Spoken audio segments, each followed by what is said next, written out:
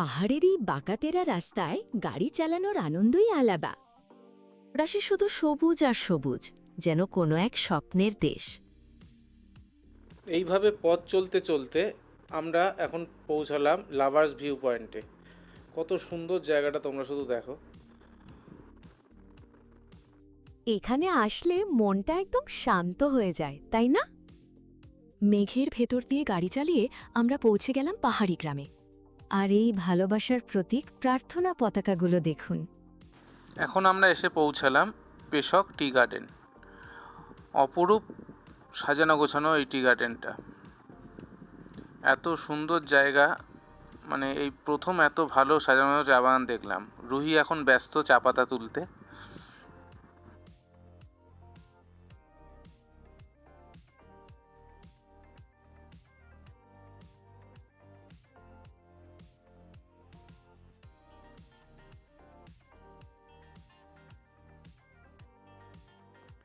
এখন আমরা আছি গুম্বাধারা ভিউ পয়েন্টে।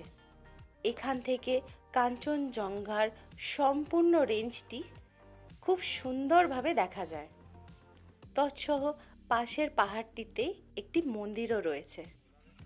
সেই জন্য জায়গায় জায়গায় টেলিস্কোপ রাখা আছে, যাতে পর্যটকরা এসে অতি অনায়াসে এই সুন্দর পাহাড়ের অবস্থিত মন্দিরটি দেখে এখান থেকে আনন্দ উপভোগ করতে পারে।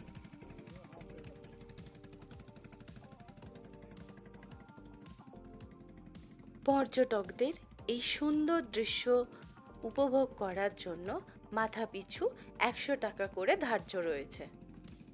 তাই যখনই এখানে আসবেন এই দৃশ্য উপভোগ করতে ভুলবেন না। খুব সুন্দর, মধুর লাগে দেখতে।